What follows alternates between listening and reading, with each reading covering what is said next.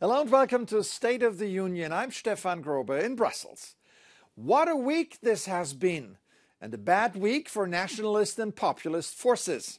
French voters produced a reverse shocker by keeping the far right far away from power in the second round of the general election.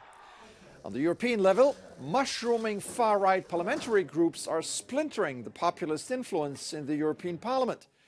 And the self-declared herald of peace, nationalist Hungarian Prime Minister Viktor Orbán, found out the hard way what clout he has in the real world, and that is zero. Just days into his new role as rotating EU Council President, Orbán traveled to Moscow and Beijing on what he bombastically called peace mission to end the war in Ukraine. Well, not only did he come back empty-handed, but he was also read the riot act by the rest of the EU. Here's Polish Prime Minister Donald Tusk, who will take over the EU presidency in January. Że nikt nie ma prawa bez Ukrainy, a w imieniu Ukrainy decydować o przyszłym pokoju i jego kształcie. Nikt nie ma prawa występować w imieniu Polski czy całej Unii Europejskiej bez pełnego porozumienia z Ukrainą i z nami wszystkimi, jeśli chodzi o ewentualne rozmowy z Moskwą. Osobiście też będę i naprawdę skutecznie będę pilnował tego w Unii Europejskiej. Some member states are so angry at Budapest they now even want to shorten the Hungarian presidency. That doesn't seem to go anywhere, but the first Hungary-chaired council meetings were snubbed by ministers who sent civil servants instead. Hungary could feel its isolation even more at the NATO summit in Washington, where US President Joe Biden had this to say about Orbán's bosom friend, Vladimir Putin. Putin wants nothing less than Ukraine's total subjugation, to end Ukraine's democracy, to destroy Ukraine's culture, and to wipe Ukraine off the map. And we know Putin won't stop at Ukraine, but make no mistake, Ukraine can and will stop Putin.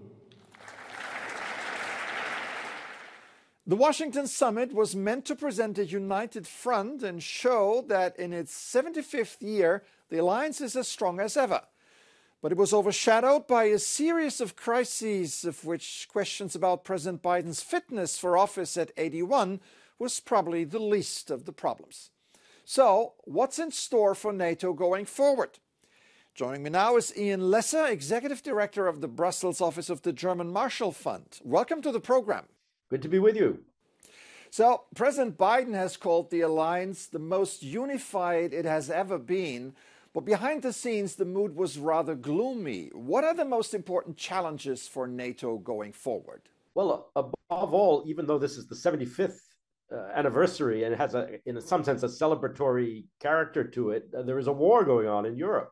There's an increasingly dangerous relationship with Russia, also a very competitive relationship with China. But it's above all, it's about deterring and defending against Russia, but also providing Ukraine with what it needs to defend itself. NATO is trying to inoculate itself against the disruptions and crises that Donald Trump might instigate should he return, trying to make itself Trump-proof, so to speak. Can this actually work?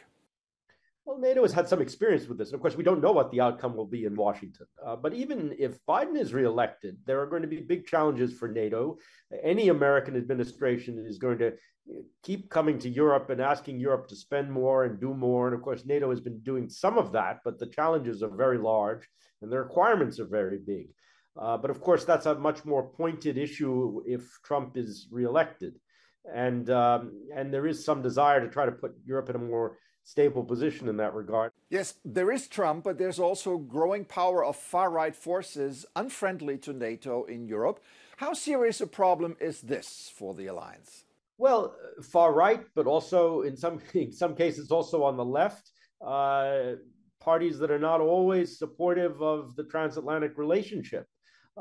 This too can be a problem. It can be a problem in terms of policy towards Russia, support for Ukraine, defense spending.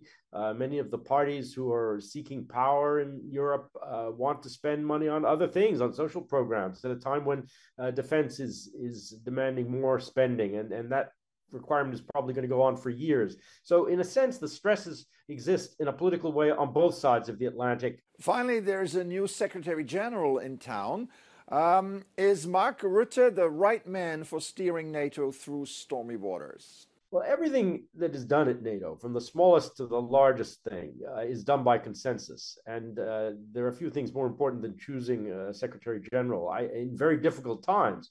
And so I think the fact that Mark Rutte was chosen with a great deal of support, it wasn't very controversial, says something about where the alliance wants to go and the degree of confidence in his leadership. And I think that's probably correct. All right. Ian Lesser, Executive Director of the German Marshall Fund in Brussels. Thanks for coming on the show today. Always good to be with you. Thank you. Before we go, let's take a look at what's new in the world of arts. I like art. The bigger, the better. And here's Italian land artist Dario Gambarin with his latest work on a crop field outside of Verona. Using only a plow and a tractor, he drew the Eiffel Tower in dedication to the upcoming Olympics. It's a contribution to peace in hopes that sports will unite people all over the world, he says. Over in London's Kensington Gardens, a mammoth-sized pumpkin is quite the spectacle. The bronze sculpture is the largest pumpkin by Japanese artist Yayoi Kusama and is part of the Serpentine Gallery's public art program. Kusama's relationship with pumpkins is rooted in her childhood when her home was surrounded by squash. She admires pumpkins for their hardiness, their humorous forms, and their taste. There you have it. That's it for this edition. I'm Stefan Grobe. Thank you for watching. Have an excellent week.